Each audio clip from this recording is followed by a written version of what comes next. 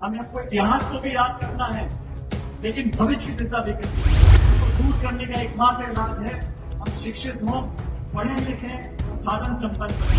जब कांग्रेस की सरकार दिल्ली में थी, मनमोहन सिंह जी प्रधानमंत्री थे, कभी आदिवासी समाज को लगा कि हमारे अधिकार छीन सकते हैं? इस देश में सबसे बड़ा ग्रंथ अगर कोई है, हमारा संविधान है। ये अगर 400 पार हो जाते तो न जाने क्या करते। आपके बच्चों के भविष्य को संरक्षित करने के लिए जो भी हमें करना पड़ेगा हम करने को तैयार हैं। विरोध होता है वैचारिक सोच का, काम करने के तरीके का। राजनीति की बात आ रही है तो अब चुनाव उपचुनाव आने वाले 5-6 जगह अब तो हाथ करने के पता पड़ रहा है। हमको वोट दो, हम बेहतर सेवा कर सकते हैं। दशकों का लगाव है इस क्षेत्र ने, जो आशीर्वाद दिया है, जो असीम प्रेम दिया है, वही हमारी सबकी सबसे बड़ी ताकत है। इस इलाके से आप सब ने हर मौके पर आगे बढ़कर 36 कौम के लोगों ने समर्थन दिया है, सहयोग किया है। सबसे पहले तो मैं आप सब लोगों का बहुत बहुत धन्यवाद करता हूं, अपने आशीर्वाद का, अपने सहयोग का, अपने समर्थन का। जिस रोड की बात कर रहे हैं मंगोलपुर से दौसा, ये 60 किलोमीटर की रोड थी। राष्ट्रीय राजमार्ग 11, फिर 11A, फिर 11A एक्सटेंशन। और मैं समझता हूं इस रोड के निर्माण के बाद इस क्षेत्र में तमाम संभावनाएं बन गई हैं विकास की, प्रगति की। और मैं देखता हूं कि क्षेत्र में अब खुशहाली का माहौल है। और जब सड़क बनती है इतनी बड़ी, जब दो क्षेत्र जुड़ते हैं तो आसपास के पूरे इलाके को लाभ होता है। इसमें कोई एक जाति, एक धर्म, एक समाज, एक बिरादरी की बात नहीं, किसी एक पार्टी की विचारधारा वाले लोग सड़क पे चलते, ऐसा नहीं। सबके लिए विकास होता है। और यही बड़ी सोच लेकर लोगों को समाज में काम करना चाहिए, राजनीति में काम करना चाहिए। सोच व्यापक हो, लोगों को साथ लेकर चलने की हो, लोगों को जोड़ने की हो। आजकल तमाम नेता तोड़ने की बात करते हैं, विवाद पैदा करने की बात करते हैं। समाजों को, जातियों को, अलग अलग धर्म के लोगों को, अलग अलग प्रांत के लोगों को, यहां तक कि गोत्रों पे लोगों को आपस में टकराने का मौका दिया जाता है। आप सब समझदार लोग हो और मुझे खुशी है इस मंच से तमाम विधायकों ने, तमाम सांसदों ने एक ही बात बोली है। आज राव बांदा जी के जयंती के अवसर पर हमें अपने इतिहास को भी याद करना है, लेकिन भविष्य की चिंता भी करनी है। भविष्य बेहतर कब बनेगा? जब हमारे बच्चे पोते पढ़ेंगे, लिखेंगे, अपने पैरों पर खड़े होंगे, संपन्न होंगे, साधन उनको मिलेंगे, नौकरियां उनको मिलेगी, जीवन उनका बेहतर होगा। समाज में जो कमियां हैं, कुरीतियां हैं, उनको दूर करने का एकमात्र इलाज है हम शिक्षित हों, पढ़े लिखें और साधन संपन्न बने। यही कोई राजनीतिक मंच नहीं है कि मैं आप लोगों से 2-3 सवाल जरूर पूछना चाहता हूं। आज चाहे हमारा आदिवासी समाज हो, चाहे दलित समाज हो, बार बार सड़कों पे क्यों आना पड़ता है? बार बार भारत बंद क्यों करना पड़ता है? बार बार आंदोलन क्यों करना पड़ता है? हक और अधिकार जो अम्बेडकर साहब ने संविधान में लिखे थे, आज उनको कौन लोग चुनौतियां दे रहे हैं? आज वो कौन लोग हैं जिनके साय से आदिवासी दलित समाज के अंदर घबराहट पैदा होती है? हम लोग भी सरकार में रहे, मनमोहन सिंह जी 10 साल प्रधानमंत्री रहे, मैं उनकी सरकार में मंत्री रहा। मैं आप लोगों से पूछना चाहता हूं, जब कांग्रेस की सरकार दिल्ली में थी, मनमोहन सिंह जी प्रधानमंत्री थे, कभी आदिवासी समाज को लगा कि हमारे अधिकार छीन सकते हैं? कभी किसी को लगा कि संविधान में संशोधन कर सकते हैं? तो क्या कारण है कि बड़े बड़े पदों पर बैठे लोगों को बार बार ये सफाई देनी पड़ती है, बार बार ये सफाई देनी पड़ती है कि हम संविधान से छेड़छाड़ नहीं करेंगे, हम आरक्षण से छेड़छाड़ नहीं करेंगे? अरे भाई, आप ही के लोग बोल पढ़कर लोगों को उकसाते हैं, संशय पैदा करते हैं।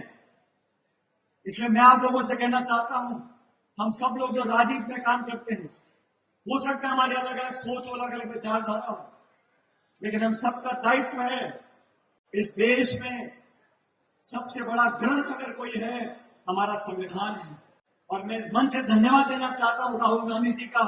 उन्होंने संविधान को सुरक्षित रखने का, संविधान के मूल भावनाओं को सुरक्षित रखने का, संविधान के असली मूल को जनता तक पहुंचाने का जो संकल्प लिया है, उससे पूरे देश में आज एक नई उमंग जोड़ी, एक नई सरकार का गठन दिल्ली में हुआ है।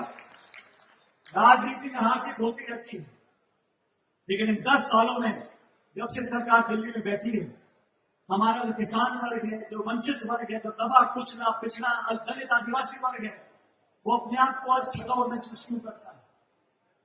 बार बार लोगों के जहन में सवाल क्यों आता है कि अगर 400 पार हो जाते तो न जाने क्या करते। धन्य इस देश की जनता जिन्होंने लोकतंत्र को जिंदा रखते हुए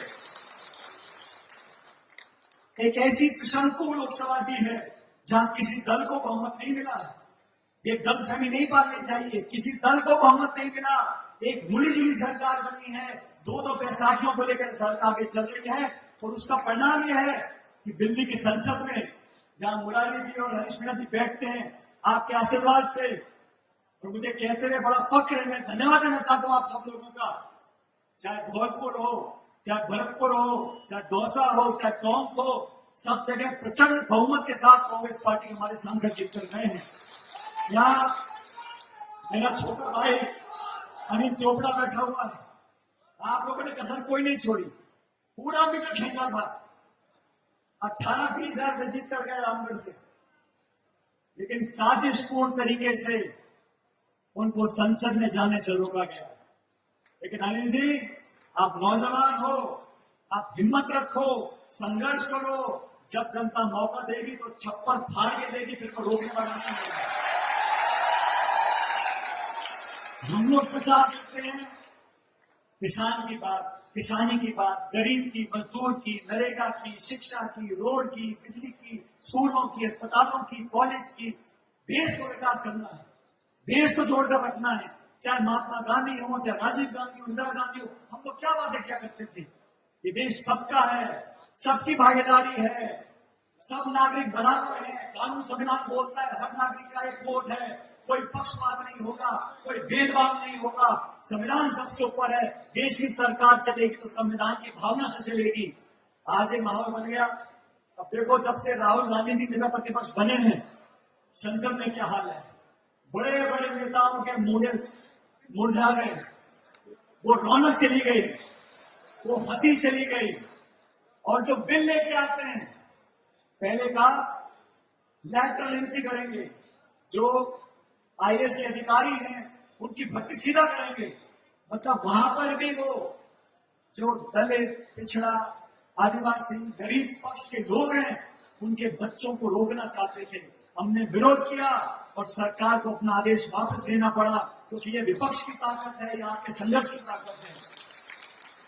बहुत सारे बिल पार्लियामेंट में लेकर आते हैं कि जब पूरा विपक्ष दहाड़ता है तो संख्या बल देखो, 290 तो सत्ता के हैं और 234 विपक्ष के हैं। बहुत ज्यादा फासला नहीं है, लोग समझ रहे हैं। मैं आप सब लोगों से आग्रह करना चाहता हूं, हमारा आदिवासी समाज, हमारा दलित समाज हमारी आन बान और शान है। मैं आप लोगों को विश्वास दिलाता हूं, आपके हितों के लिए, आपके बच्चों के भविष्य को संरक्षित रखने के लिए जो भी हमें करना पड़ेगा, हम करने को तैयार हैं। हम उस दल से वास्ता रखते हैं जो 130 साल से देश को सींचती आई है। सत्ता या विपक्ष हो, सबको साथ लेकर आगे चलने का हमने संकल्प लिया है। हम लोग राजनीति में हैं, हमारे विरोधी भी हो सकते हैं। विरोध होता है वैचारिक सोच का, काम करने के तरीके का, उस पर चर्चा हो, संवाद हो। लेकिन जो लोग हमारी राजनीति को जानते हैं वो समझते हैं हमने बड़े से बड़े विरोधी का भी अगर विरोध किया है, डट कर किया है, लेकिन संयम से किया है, मर्यादापूर्ण भाषा से किया है। विरोधियों का सम्मान करना, अपने प्रतिद्वंदी को इज्जत देना, संयम और मर्यादा की सीमा को नहीं लांघना, ये हमारी राजनीति का परिचय है। ये राजस्थान है साथियों, ये तो अतिथि देवो भव की भूमि है। जो भी आएगा उसका स्वागत है। प्यार मोहब्बत का इतिहास रहा है। वाणी में विनम्रता रखनी चाहिए, लोगों को सम्मानपूर्वक संबोधन करना चाहिए। और अगर राजनीति की बात आ रही है तो अब चुनाव उपचुनाव आने वाले 5-6 जगह, तब तो हाथ करने के पता पड़ जाएगा। मैं तो इतना ही कहता हूं, पहली बात कि जीवन में समय कभी एक साथ नहीं रहता, समय कभी एक साथ नहीं रहता। जिन लोगों को सत्ता की चाबी दी जाती है उनसे अपेक्षा की जाती है कि आप अपनी पूरी ताकत जनता की सेवा में लगाओ, गरीब का कल्याण करो। आज क्या हालत बने हुए हैं, बच्चों का बलात्कार हो रहा है, विकास के काम पर सिर्फ घोषणा हो रही है। इतना झगड़ा, मुझे पता नहीं कौन मंत्री है और कौन नहीं है। अब तो पूछते डर लगता है मेरे को। मुझे किसी पत्रकार ने पूछा, हमारे समाज के बड़े वरिष्ठ नेता हैं, दूसरी पार्टी के लेकिन बड़े वरिष्ठ नेता हैं, डॉक्टर किरोड़ी मीणा जी। अब वो मुझे एक पत्रकार ने पूछा कि डॉक्टर साहब, मैं अभी इस्तीफा वापस नहीं लिया। मैंने उनसे कहा ना कि मेरी पार्टी का मसला नहीं है, मसला भाजपा का है। वो निपटेंगे इससे। कि मैंने भाजपा के नेताओं को सलाह दी, अगर सच्चे मन से मनाओगे तो मान जाएंगे। वो आधे मन से मनाते तो कौन मानेगा? उनका मनाने का मन ही नहीं है। मनाओ तो मान जाएंगे। और राजनीति में अलग अलग विचारधारा है, अलग अलग पृष्ठभूमि है। हम सब लोग, हमारा अंतिम उद्देश्य क्या है कि हमने से जनता की सबसे बेहतर सेवा कौन कर सकता है। हमारा कोई आपसी झगड़ा नहीं है, कोई व्यक्तिगत किसी से लाभ लगे पेट नहीं है। हम तो विचार के माध्यम से, योजना के माध्यम से, घोषणा पत्र के माध्यम से, अपनी सोच के माध्यम से जनता को प्रभावित करते हैं। आप हमको वोट दो, हम बेहतर सेवा कर सकते हैं। जो प्रतिस्पर्धा है वो जनता की कसौटी पर खरा उतरने की है। उसमें सबका स्वागत, अपनी बात को रखें, आगे जनता निर्णय करेगी। लेकिन इस क्षेत्र के लोगों को, इतनी बड़ी तादाद में आप लोग आए हो और इतनी शांति से, इतनी लंबे समय से आप लोग बैठे हो, ये दिखाता है कि आपके समाज में जो एकता है, आप में जो एकजुटता है और आपस में जो विश्वास है, वो हमारी सबसे बड़ी ताकत है। और अभी जो मुद्दे उन्होंने उठाए हैं, कांति जी ने, गोपाल जी ने, मुरारी जी, हरीश जी ने, कि यहाँ पर जो फॉरेस्ट का इलाका है, कभी कभी दिक्कत आती है गांव पंचायतों को हाईवे से जोड़ने का। अब तो दोनों सरकारें एक ही दल की हैं और दोनों मंत्री भी अलवर के ही हैं, राजस्थान के भी और केंद्र के भी। हम भी उनसे आग्रह करेंगे कि गरीब और किसानों के लिए सहूलियत देने के लिए कुछ रियायत दें, ताकि सारी लिंक रोड हम जोड़ सके, पंचायतों को इस हाईवे से जोड़ सके, लोगों को इसका फायदा मिल सके। मैं आपसे इतना आग्रह करूंगा, राजस्थान की धरती अमन, चैन, शांति, प्रेम, भाईचारे की धरती है और ये मर्यादा हमें बनाए रखनी है। हमारे पूर्वजों ने हमको एक पूंजी दी है कि पूरे देश और दुनिया में इस धरती की मिट्टी की जो महक है, वो खूबसूरती की है, वो प्रेम की है, वो भाईचारे की है। उसको हमेशा बनाए रखना। हम महात्मा गांधी वाली सोच के लोग हैं, हम सबको साथ लेकर चलना जानते हैं। इसलिए आप सबसे मेरा निवेदन, एकजुट रहे, ताकतवर रहे और समय बहुत जल्दी बदलेगा। यहाँ जो हालात मुझे दिख रहे हैं, बहुत लंबा चलने वाला मामला है नहीं, लेकिन आपकी एकता रहेगी, एकजुटता रहेगी।